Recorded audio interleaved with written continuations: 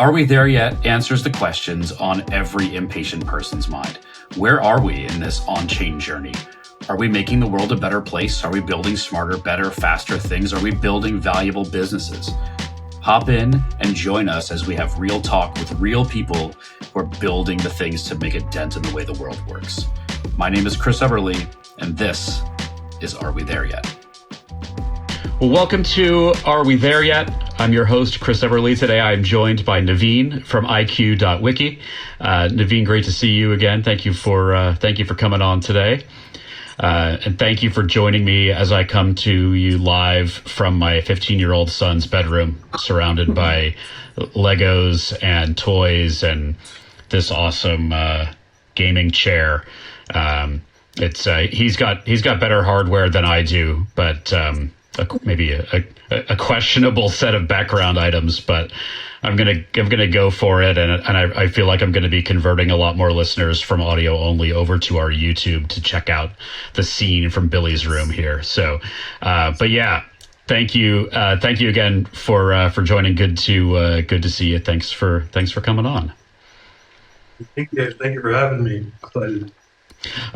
So a lot of the folks that are tuning into Crypto Sapiens and that have tuned into the first episodes of this podcast of Are We There Yet are from sort of a wide array of from like the crypto curious all the way over to folks that kind of work in this space every day, which I think one is just especially relevant to what you are working on at IQ.wiki, but also in terms of giving folks context as we get into this episode. It'd be great if you could give sort of an Eli 5, a sort of explain it like I'm 5 to folks of what IQ.wiki is and what it's all about.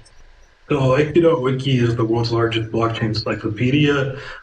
It's designed for basically anyone who wants to learn more about crypto, whether you're brand new to the space or you have years of experience. You can learn stuff from basic stuff like what is Bitcoin, what is Ethereum, all the way up to like complex DeFi topics like a Boro automated market maker or the recent Ethereum Denkun upgrade. So there's a wide variety. And then the really cool thing is you can actually get an ELI 5 from our site because we used all of our IQ.wiki data and we trained a AI model based on that. And then we launched IQGPT.com, which is free and it's out there. You can try it out. You can go to the website. You just need to log in, but you can sign up with any account. You can just set up an account for free. You can also integrate it into Telegram, so we have a Telegram bot based on that, as well as Discord. And yeah, then you can just ask about any concept, get an ELI 5, but also interact. Like you can ask what does this part mean? Like quote a part of it, get an explanation of all the different elements of a wiki. Because what we found is a lot of people want to learn, they want to read, but it can be kind of challenging to understand like a long wiki. And a lot of people are, they're quite busy. So one thing that you can kind of do to just cut down and get right to the point is to ask a specific question based on that data. So that's one I'm really excited about in terms of what we're doing with IQ.wiki and IQGPT.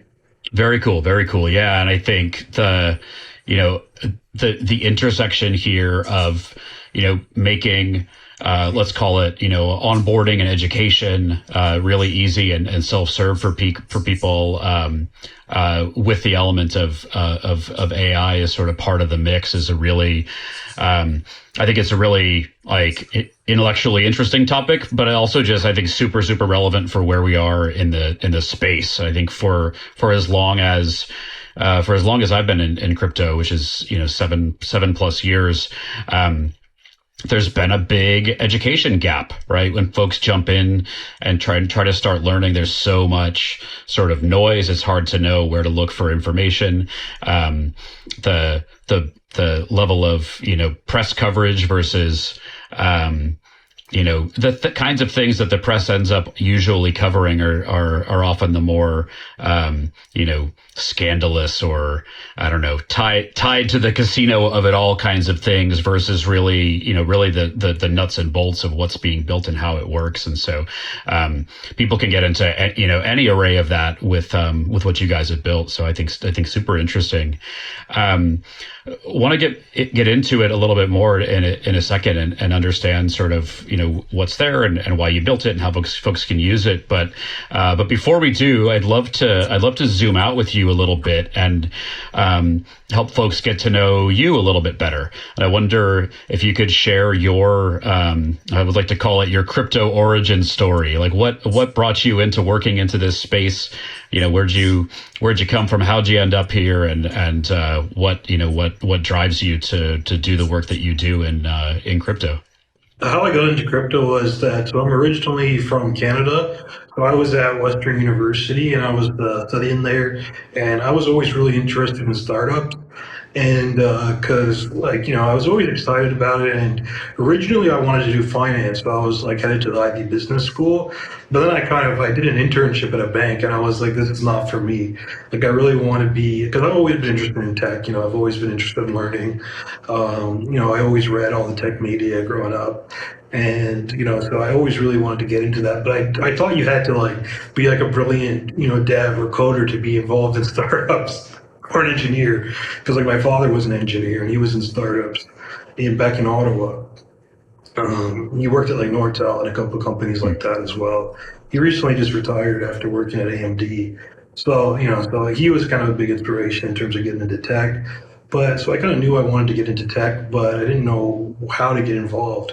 So I saw the Everipedia. So before IQ.wiki was IQ.wiki, around 2014 it was started. By Sam Kazemian, Theodore Forselius, Mahmoud Moghadam, and Travis Moore. So those four guys started Everipedia, and the vision back then was to create a more modern and inclusive version of Wikipedia. And that was exciting to me because I've always been interested in knowledge and learning, and it was right at the ground floor, as a startup. So I joined in 2016 while I was in school. So when I was in school, I would just basically, as soon as I finished my classes, I would start working on creating content, wiki articles, and it was really exciting. And I just kind of got more and more involved in the company that way. And then how we got the idea to create a cryptocurrency and to move into that space is that we kind of always been into crypto. When I first joined the company, Sam, how he got the initial how he paid his tuition, actually. He was at UCLA when he started the company, and how he was paying his tuition was mining Dogecoin. So he was really, really early on in crypto. And how I got into crypto was just because we were a startup, we all lived together in this hacker house kind of thing. And, we would just always ask each other questions and kind of learn from each other about crypto. And we didn't really, the funny part is now it's very obvious, there's so many Web3 apps, but back in 2017 when we were first thinking about this, most of this stuff didn't really exist. But we saw the ICO boom and we saw all these projects being created, and we realized maybe because one of the issues that we saw with Wikipedia was there was a lack of transparency. So for example, in terms of moderation, it's all done by admins and people who are part of the foundation. They're not really elected by the community. There's not a lot of transparency in terms of why an edit is rejected and stuff like that. And we were blockchain could be a really great application for an encyclopedia. What if we put everything on chain? So then in 2018, we launched as the first on-chain encyclopedia after we raised $30 million from Galaxy Digital, because they really saw the vision and what we wanted to build. And once we launched that, we launched the IQ token as well, and we airdropped it to a community. And from then on, it just became we had originally visioned becoming something like Wikipedia, but what happened was everyone was just really excited about the crypto stuff. Everyone really enjoyed the crypto content, and it was kind of natural that, as the top blockchain encyclopedia, everything became focused around crypto. And then about 2 years ago, we kind of realized, okay, let's just fully focus on that because we can improve the user experience that way. So for example, after we rebranded to IQ.wiki, we put the IQ token as the centerpiece.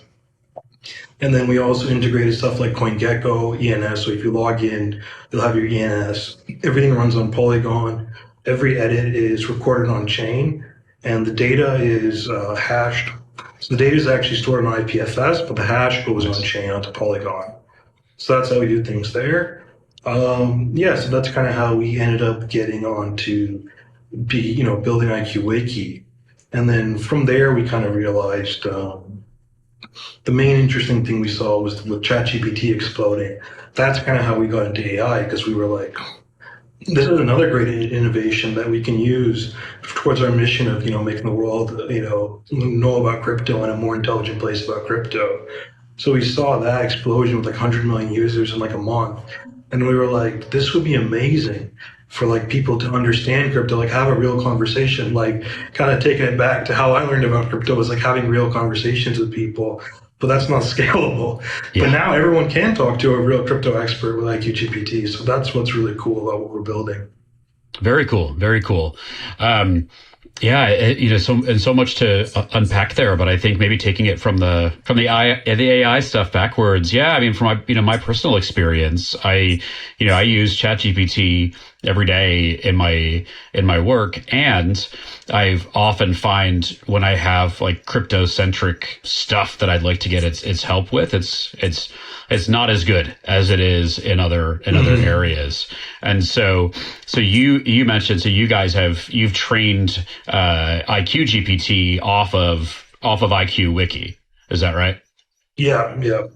And also other sources as well. So we realized that we have a ton of data. So that's kind of the proprietary element that we have with IQ-GPT. But we also integrate like CoinGecko, like data feeds from that, as well as like partners like Invest Hong Kong. We have a relationship with them, and then we integrate their case studies and reports.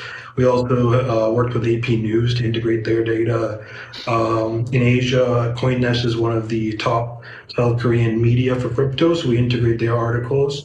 So we work with a lot of great live data providers as well to ensure that people both get the kind of concepts that are on IQ-Wiki, but also price data. So you can ask like questions about like what are the top 10 AI tokens, or the top 10 meme coins, and get information like that uses data.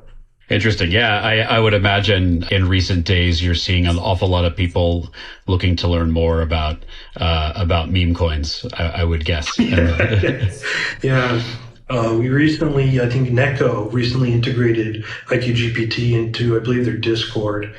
So like basically all their community members, they can ask questions about Neko and just about crypto in general and get answers in their Telegram. So that's kind of where we're seeing things expand. So hopefully we'll get into more meme coins. That's kind of just the first start.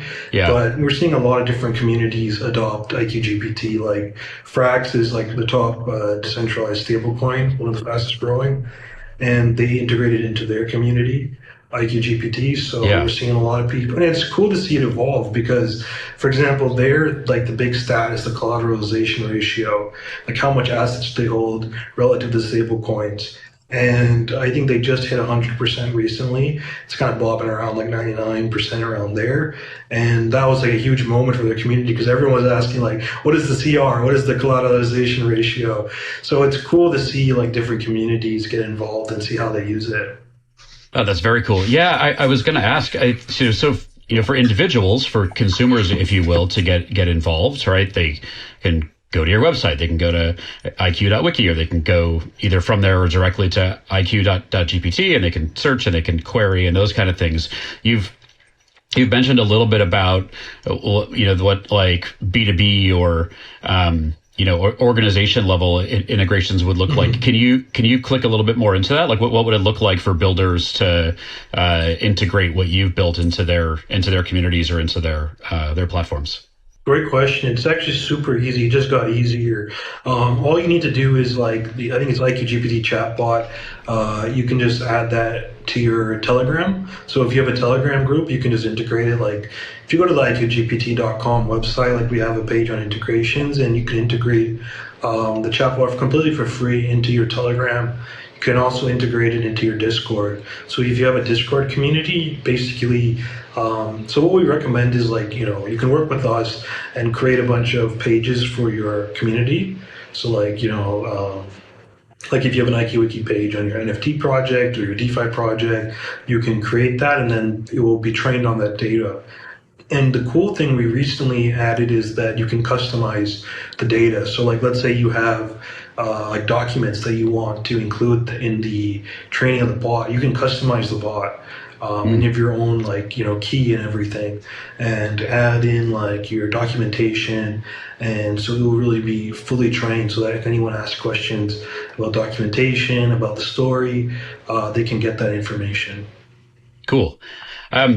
So the whole concept of this podcast of Are We There Yet is to ask builders in the space like yourself, where are we on this on-chain journey, right? And just like when we were kids and we'd ask our parents, like, are we there yet? Like, no, we're not, right? We know this. But one of the things that's fun to get into is, getting folks like you, sitting where you're sitting, like having, you worked on this project, I think you said for like about eight years or so, seeing it evolve, seeing the landscape versus Wikipedia, seeing the AI elements, take this sort of wherever you'd like to, but like, where do you see us on this journey of these kinds of things? The place where you're building, like, where are we in bringing this kind of, experience and access on chain, and maybe one further prompt, like, what does this look like in another year, 2 years, 5 years, given how fast this tech is evolving? We're extremely early, because we're early in AI, ChatGPT, it's only last 2 years, last year, really, that we've seen this explosion in usage. So AI is only really becoming adopted now. Crypto is kind of only really, getting adopted now. So and then you look at AI crypto, like that specific niche, it's extremely fast growing, but right now it's a couple percent of the overall crypto market cap, let alone, compared to the AI, Nvidia is a $2 trillion stock. I think the total of all of AI tokens together is 40 billion. So we're talking we have extremely massive room to grow. And I think we're going to see that growth come into play for sure. Because I think what we're going to see is the AI crypto space become, similar to the Web3 space, where you have a ton of dApps, a ton of things built on top of each other. You're going to have a lot of composability. That's going to be the real advantage of decentralized AI. So I think that part is going to be really exciting. Totally. And in terms of building a better Wikipedia, or the principles that you mentioned that you guys have built with around transparency and decentralization, right, and not having these sort of black box decisions, all of this kind of stuff that are components of what you guys have built. Do you see either by IQ.wiki or by others in the space, do you see, in terms of access to information and better wikis, do you think you guys will look to grow beyond crypto related information, or is there's so much to do in this space as sort of this is the focus for now? Yeah, I think it is going to happen, but I think for now we're fully focused on the crypto space, but I think there's going to be a very interesting expansion soon. So the next product is going to, again, be focused on crypto, but it's going to be a very big application. So currently what we're building is iqcode.ai. So the site is up, but, we're just in the big we're building that out, and we're planning to launch it this year. And basically, it's going to be an AI model for smart contracts. And we've been working on that since last year. Vitalik recently spoke on Twitter about how, he sees AI auditing as being extremely important, one of the most exciting applications in crypto. Because, we all know it, from whether you're a novice or you're an expert, we've all seen the damage that these hacks have done. Billions of dollars have been lost to these hacks. So that's something that really needs to be solved, and it's a really major issue for Ethereum and for every blockchain. So I think that's going to be one of the huge applications of AI in crypto, because projects are going to be extremely in need of this product, because the current solutions right now is that you can do a bug bounty, but that takes a lot of time, and it takes a lot of money too, right? So you can't just have a bug bounty, you can't have people review it every single time you ship if you're just starting out. And then the other option is to hire an auditing firm. and that costs a fortune. So, Yeah. it's not cheap to hire an auditing firm, and even most major projects hire auditing firms. We've done it in the past, but you can't afford, even if you're a major project, to hire these firms for every single piece of code that you're going to push. But you can have an AI audit that code every single time you push, and quickly, and you can have them quickly do static analysis and then do a deeper analysis of the code as well using the LLM. So that's one of the projects that we're really excited about. Very interesting. Very cool. I wanted to ask you over on the wiki side of the house. When I was playing around with the site, and I looked up Coordinape, like one of the projects that I contribute to. I think maybe I'm wearing a Coordinape shirt today. Nice. There is not yet a wiki on IQ.wiki for Coordinape, and there was a really easy button that said, do you want to add one? So I'll go do that, or we'll work with folks in the community to go do that. But I wanted to. And I love that, right? That's the whole idea of wikis, I think, is really fits well with the ethos of crypto and sort of permissionless, like let's go build stuff together. But as my long-winded road to the question I wanted to ask, though, is that what are some communities or topics or tokens or whatever it is where you've seen like some of the best, maybe most fun, most exciting, most whatever engagement around building out like their spaces, their wikis within IQ.wiki?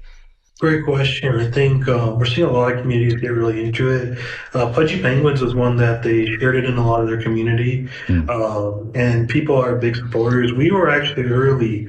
We got a Pudgy Penguin, I think last year, as like one of our kind of mascots for our treasury. So it's like a pink Pudgy Penguin. So we got a lot of support in that community. So that was exciting. In the DeFi space, it was cool to see Bond Protocol. They did a wiki integration. So like every market, they had a cryptocurrency, they had a wiki and they integrated it into their site. Now there's a lot of cool ones with IQGPT.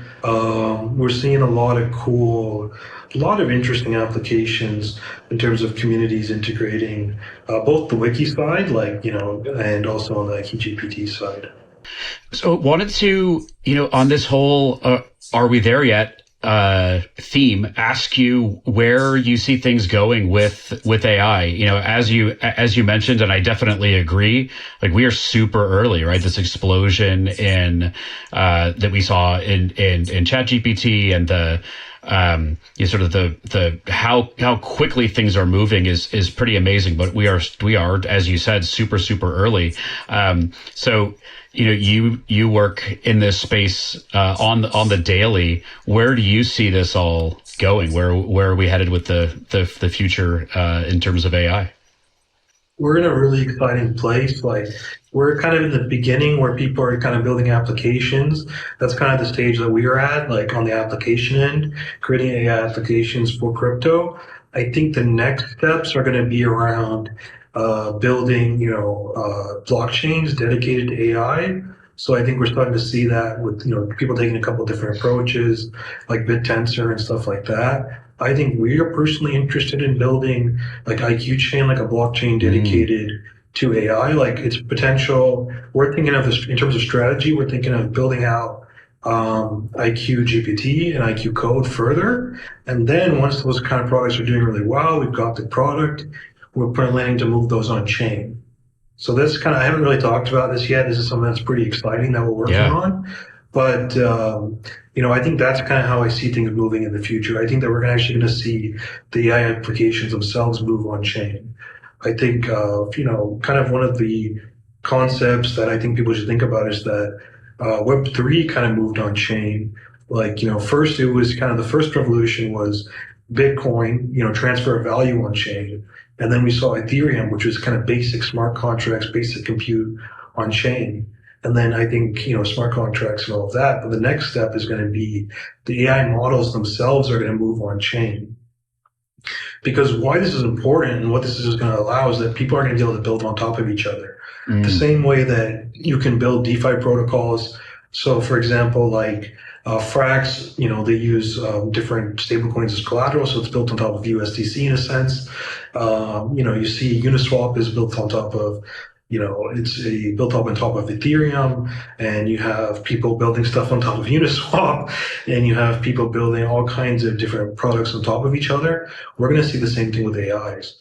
Because what this is going to allow is, because let's say you can have an AI that actually manages its own assets. Like you could have an AI, for example, like right now we have vaults and things in DeFi where you have like certain strategies, but you could actually have an AI manage the strategy in terms of like, an AI dedicated to trading NFTs or meme coins or DeFi tokens, and they follow a certain AI, the AI has its own strategy.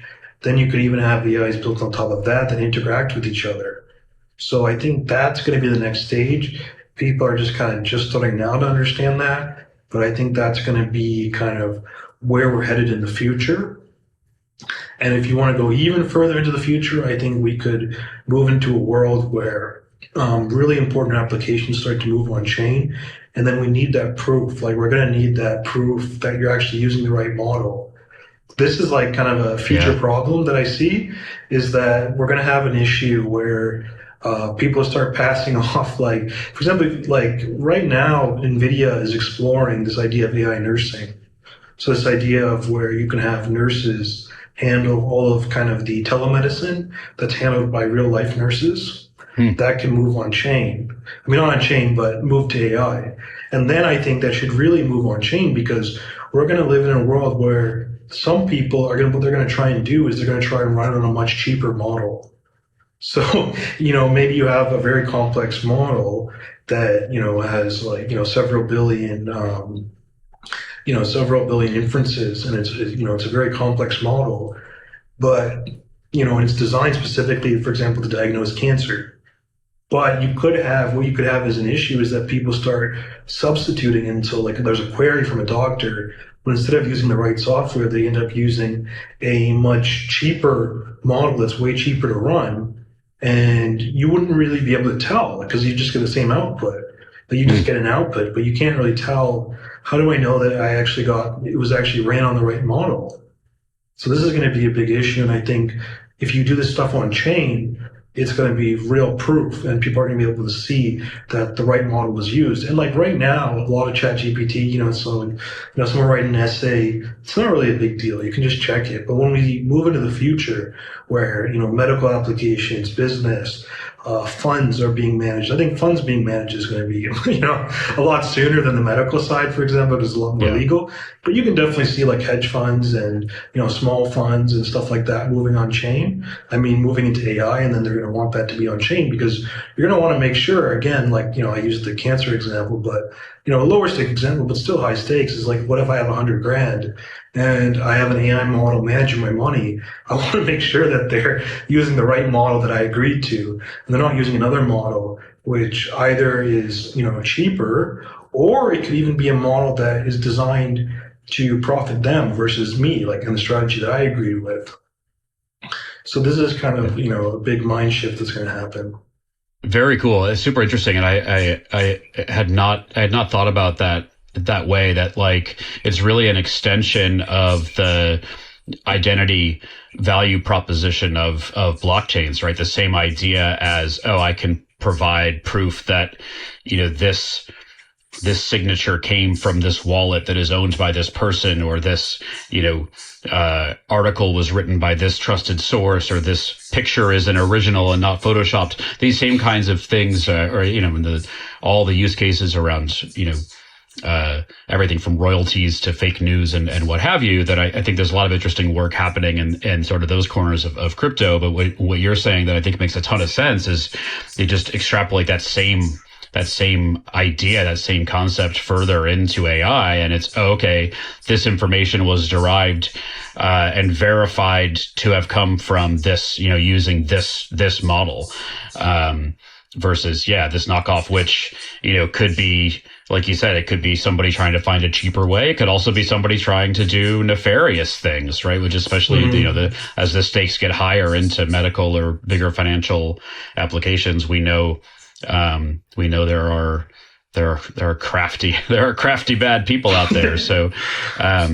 really, really interesting to think about ways to both the verifiable, this is the model that was used aspect of doing AI on chain, but then also, like you said, then people being able to, much more easily build on top of each other's models, maybe, step things through multiple models or what have you. So very cool. Very cool.